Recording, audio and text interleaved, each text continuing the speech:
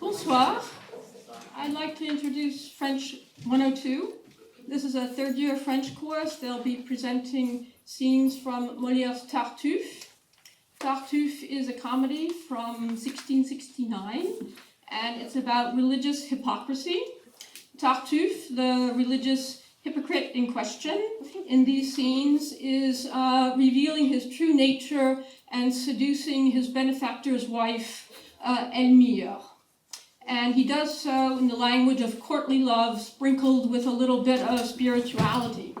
Elmire is not too surprised by this declaration of love, and she's not too impressed by it either. And she tries to take advantage of the situation by proposing a little bit of blackmail. Unfortunately, her son-in-law bursts in and has other ideas about what should be done in this situation.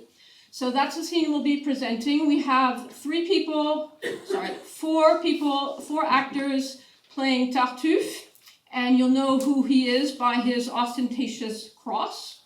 And 3 actors playing Elmire, who is wearing a red dress and a fancy scarf. So, Tartuffe.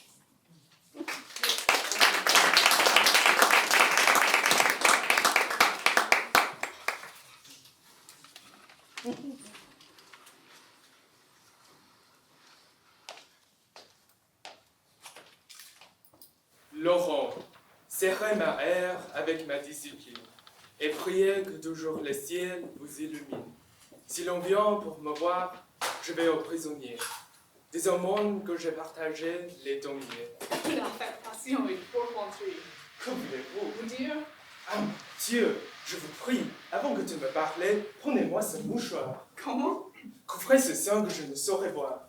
Par de pareils objets, les âmes sont blessées, et cela fait venir de coupables pensées. Vous êtes donc bien tendre à la tentation, et la chair sur vos sens fait grande aversion. Certes, je ne sais pas quel cheveu vous monte, mais accommodez-moi, je suis facilement, et je vous verrai nu du haut jusqu'en bas, que tout votre bonne me tenter.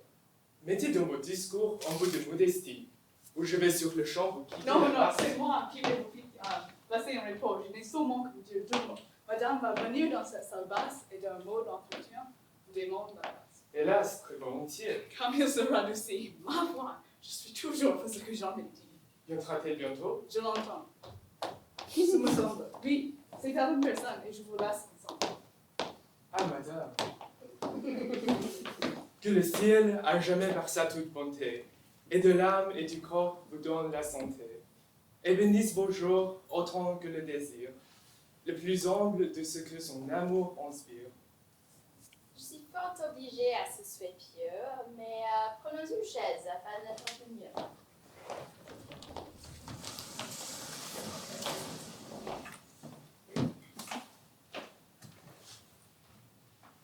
Comment de votre mal vous sentez-vous remise? Fort bien, et cette fièvre a bientôt quitté prise. Mes prières n'ont pas le mérite qu'il faut pour avoir attiré cette grâce d'honneur. Mais je n'ai fait au ciel nulle de votre instance qui n'ait eu pour objet votre convalescence. Votre zèle, pour moi, c'est trop inquiété. On ne peut trop chérir votre chère santé, et pour la rétablir, j'aurais donné la mienne. C'est poussé bien avant la charité chrétienne. Je vous dois beaucoup pour toutes ces bontés. Je fais bien moins que vous ne méritiez. J'ai voulu vous parler en secret d'une affaire et suis bien aise ici qu'aucun ne nous éclaire. J'en suis ravie de même, et sans doute il m'est dû, madame, de me voir seul avec vous. C'est une occasion qu'au ciel j'ai demandé, sans que jusqu'à cette heure il me l'ait accordée. Pour moi, ce que je veux, c'est un mot d'entretien où tout votre cœur s'ouvre et ne me cache rien. Et je ne veux aussi qu'une grâce singulière, que montrer aux yeux mon âme tout entière, et vous faire serment des liens que j'ai faits, des visites qu'ici reçoivent vos attraits. Et ne sont pas envers vous l'effet d'aucune haine, mais plutôt d'un transport et d'un pur mouvement. Je le prends bien aussi et crois que mon salut vous donne ce souci. Oui, madame, sans doute, et ma ferveur est telle. Vous me servez trop. C'est par excès de zèle de vous faire aucun mal, je n'ai jamais dessein. Et j'aurais bien plutôt... Que fait là votre main? main. Je tâte votre avis, l'étoffe en est moelleuse. Ah, de grâce, laissez, je suis fort chatouilleuse.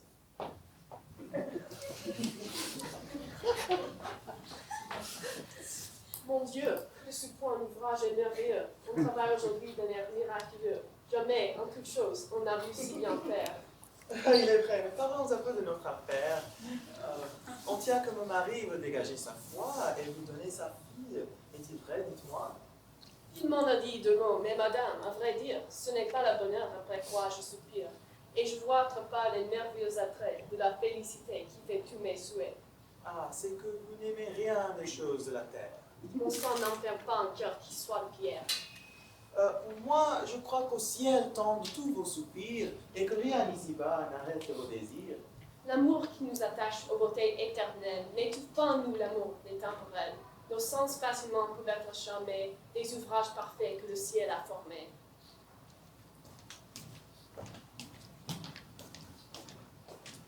Ces attraits vous réjouissent dans vos pareils, mais il est temps dans vous, c'est tout faire merveille. Il a sur votre face s'épanché des beautés, dont les yeux sont surpris et le cœur transporté. Et je n'ai pu vous voir, parfaite créature, sans admirer en vous l'auteur de la nature. Je sais de ce cœur vous adressez l'offrande, mais j'attends en mes vœux tout de votre bonté, et rien des vains efforts de mon infirmité. En vous est mon espoir, mon bien, ma quiétude, de vous dépendent ma peine et ma béatitude, et je vais être enfin, par votre seul arrêt, heureux si vous voulez, malheureux si vous plaît. La déclaration est tout à fait galante, mais elle est à vrai dire un peu bien surprenante. Vous deviez, ce me semble, armer mieux votre sein et raisonner un peu sur un pareil dessein. Un dévot comme vous est partout un homme. Ah, pour être dévot, je n'en suis pas moins homme. Et lorsqu'on vient à voir vos célestes pas, un cœur se laisse prendre et ne raison pas. Je sais qu'un tel discours de moi paraît étrange, mais madame, après tout, je ne suis pas un ange.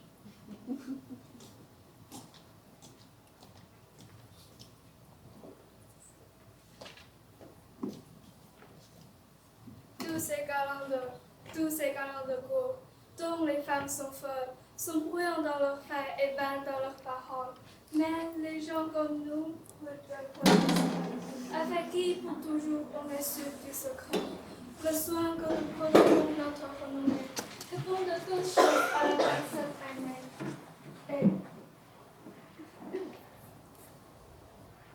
Et c'est l'amour qu'on trouve, acceptant notre corps, de l'amour sans scandale et du plaisir sans peur.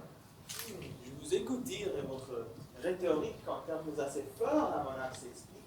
N'appréhendez-vous point que je ne sois d'humeur à dire à mon mari cette galante ardeur et que le prompt avis d'un amour de la sorte ne peut bien altérer l'amitié qu'il vous porte? Je sais que vous avez trop de dignité et que vous ferez grâce à ma témérité, que vous m'excuserez sur une faiblesse, des violents transports d'amour qui vous blessent, et considérerez en regardant votre rêve que l'on n'est pas aveugle et qu'un homme est de chair. D'autres prendraient cela d'autre façon peut-être, mais ma discrétion se veut faire paraître.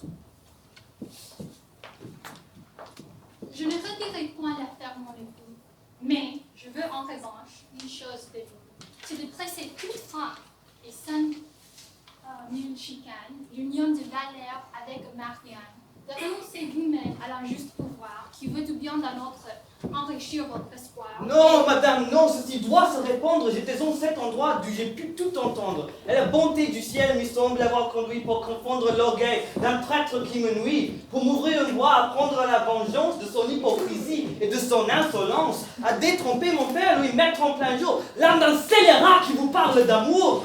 Non, amis, il suffit qu'il se rende plus sage et tâche à mériter la grâce où je m'engage. Puisque je l'ai promis, ne m'en dites pas, et ce n'est point mon humeur de faire les éclats.